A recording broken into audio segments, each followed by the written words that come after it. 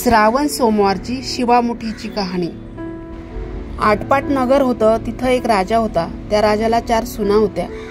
3 आवडत्या होत्या आणि 1 नावडती होती।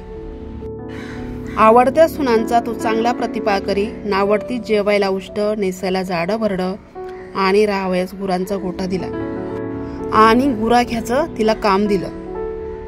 पुढे श्रावण मास आला, ती रानात गेली। नागकन्या देवकन्यांची भेट झाली। त्यांना विचारलं, बाई बाई कुठे जाता?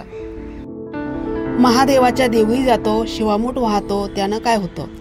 भ्रतराची भक्ती होते, इच्छित कार्य सिद्धीत जाते, मूलबाळ होतात, नावडती माणसे आवडती होतात, वडील मनुष्यापासून सुखप्राप्ती होते। मग त्यांनी हिला विचारलं, तू कोणाची कोण? मी राजाची सून, मी तुमचे बरोबर येते। त्यांचे बरोबर देवळात गेली। नागकन्या देवकन्या वसा वसू लागल्या। नावडती म्हणाली, काय ग बायांनो, कसला वसा वसता? आम्ही शिवमुठीचा वसा वसतो। त्या वशाला काय मग करावं?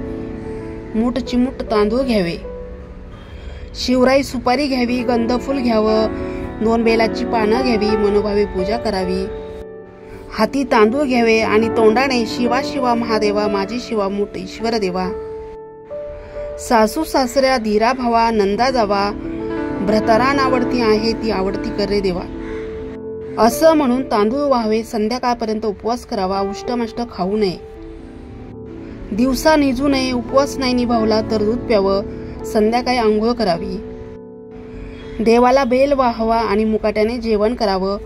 हा वसा 5 वर्ष करावा। पहिल्या सोमवारी तांदूळ, दुसऱ्यास मूग, तिसऱ्यास तीळ आणि चौथ्यास जव आणि 5वा आल्यास सातू शिवामुठी करता घेत जावे। पहिल्या सोमवारी सर्व साहित्य नागकन्या आणि देवकन्यांनी दिलं आणि दुसऱ्या सोमवारी हिला घरून आणायला सांगितलं। त्या दिवशी हिनं मनोभावे पूजा केली, सारा दिवस उपवास केला। जावानंदांनी तिला उष्टमाष्ट दिलं, ते तिनं गाईला घातलं। शंकराची आराधना केली आणि दूध पिऊन निजून राहिली। पुढे दुसरा सोमवार आला। नावडतीनं घरातून सर्व सामान मागवून घेतलं। पुढे रानात जाऊन नागकन्यांबरोबर मनोभावे पूजा केली आणि शिवा शिवा महादेवा, माझी शिवामूठ ईश्वर देवा, सासू सासऱ्यांना, धीरा भावांना, नंदा जावांना, भ्रतरांना नावडती आहे ती आवडती करे देवा, असे म्हणून तीळ वाहिले। सारा दिवस उपवास केला, शंकराला बेल वाहिला, दूध पिऊन निजून राहिली। संध्याकाळी सासऱ्यानं विचारलं, तुझा देव कुठे आहे? नावडतीने जबाब दिला, माझा देव फार लांब आहे, वाटा कठीण आहेत, काटे कुठे आहेत, साप वाघ आहेत, तिथे माझा देव आहे। पुढे तिसरा सोमवार आला। पूजेचे सामान घेतले, देवाला जाऊ लागली। घरची माणसे मागे चालली। नावडते तुझा देव दाखव म्हणून म्हणू लागली। नावडतीला रोजचा सराव होता, तिला काही वाटलं नाही। यांना काटे कुठे पुष्कळ लागले।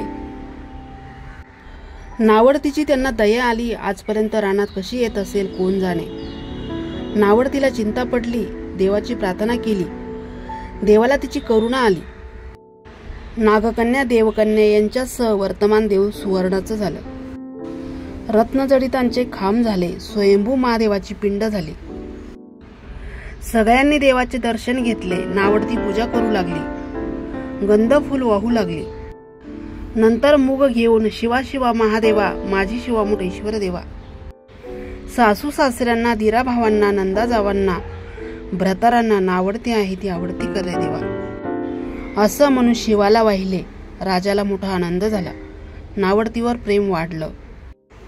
दागिने ल्यायला दिले आणि खुंटीवर पागोटे ठेवून तळ पाहायला गेला।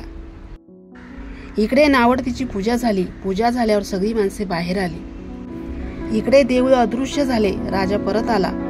माझं पागोटो देवळी राहिले। देवळाकडे आणायला गेला आणि तिथं एक लहान देऊळ आहे, तिथं एक पिंड आहे, वर आपण केलेली पूजा आहे, जवळ खुंटीवर पागोटे आहे। तेव्हा त्याने सुनेला विचारले, हे असं कसं झालं?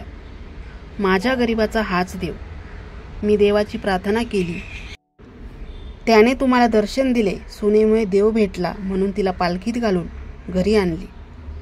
नावडती होती ती आवडती झाली। जसा तिला शंकर प्रसन्न झाला तसा तुम्हा हो। ही 60 उत्तराची कहाणी 5 उत्तरी सुफळ संपूर्ण। अशाच नवनवीन कहाण्या ऐकण्यासाठी चॅनलला सबस्क्राईब करा।